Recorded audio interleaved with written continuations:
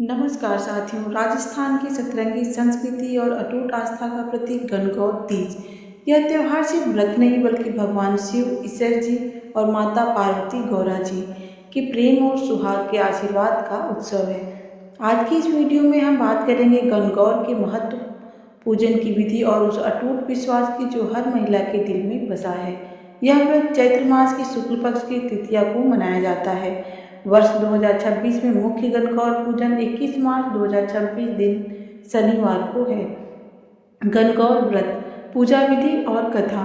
गणगौर का पर्व होली के अगले दिन से शुरू होकर 16-17 दिनों तक चलता है, जिसका समापन चैत्र शुक्ल तृतीया को होता है। पूजा विधि, मिट्टी की मूर्तियाँ। मिट्टी से शिव और पार्वती की मूर्तियाँ बनाई जाती हैं। श्रृंगार, माता गौरा को कुमकुम, मेहंदी, सिंदूर, काजल और वस्त्रों से सजाया जाता है। दूब और फल, ताजी धूप और फूलों से पूजा की जाती है। महिलाएं लोकगीत गाते हुए पूजा करती हैं। हाथ में दूब लेकर पानी के छींटे दिए जाते हैं और सुहाग के लिए वस्तुएं अर्पित की जाती हैं। विसर्जन, अंतिम दिन शोभा यात्रा निकाली जाती है और मूर्तियों का विसर्जन किया जाता है। निश्चित रूप से गणगौर का पर्व भावनाओं और विश्वास का संगम है। गणगौर व्रत कथा, अटूट सौभाग्य की पावन गाथा। एक समय की बात है, चैत्र मास की शीतल सुबह थी। महादेव और माता पार्वती धरती के भ्रमण पर निकले। उनके साथ देवर्षि नारद भी थे। वे एक छोटे से गांव पहुंचे। खबर फैली कि साक्षात ईश्वर गौरा पधारे हैं। गांव की निर्धन महिलाएं, जिनके पास न रेशमी साड़ियाँ थीं न सोने के गहने, वे अपने प्रेम और भक्ति को ही गहना बनाकर दौड़ पड़ी। उनके पास चढ़ाने को केवल जंगली फूल और घर का मोटा अनाज था, लेकिन उनकी आंखों में जो चमक और श्रद्धा थी, उसने माता पार्वती का हृदय जीत लिया।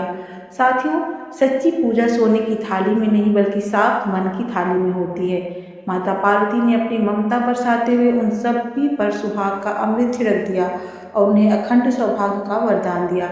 थोड़ी देर बाद गांव की संपन्न महिलाएं आईं। वे कीमती वस्त्रों और 56 भोग के थाल लेकर पहुंची। उनके मन में थोड़ा गर्व था कि वे माता को सबसे महंगी वस्तुएं अर्पित करेंगी। भगवान शिव ने कौतुकवश पार्वती जी से पूछा, हे देवी, तुम तो सारा सुहाग रस पहले ही बांट चुकी हो, अब इन महिलाओं को क्या दोगी? क्या ये खाली हाथ जाएंगी? माता पार्वती ने जो किया वह प्रेम की पराकाष्ठा थी। उन्होंने शांत भाव से कहा, हे स्वामी, उन स्त्रियों को मैंने ऊपरी रस दिया था, लेकिन इन स्त्रियों को मैं अपनी आत्मा का अंश दूंगी। माता पार्वती ने अपनी उंगली चीरी और अपने रक्त की बूंदों को उन महिलाओं पर छिड़क दिया। उन्होंने कहा, जाओ, मेरा यह रक्त तुम्हारे सौभाग्य को पत्थर की लकीर बना देगा। तुम्हारा सुहाग मेरे रक्त की तरह ही अमर रहेगा। पूजा के बाद माता पार्वती नदी किनारे गईं। वहां उन्होंने मिट्टी के महादेव बनाए, उनकी पूजा की और अपना अंतिम भोग लगाया। जब वे लौटने लगी तो महादेव उनकी परीक्षा लेने के लिए पूछे, गौरा, तुम पीछे क्यों रह गई थी? वहाँ क्या कर रही थी?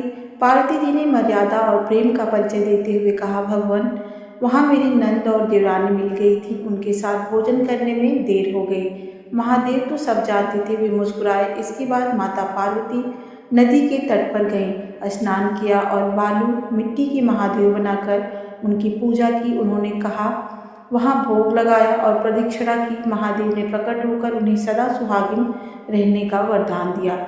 वही शक्ति आज हर महिला को गणगौर के रूप में शक्ति प्रदान करती है।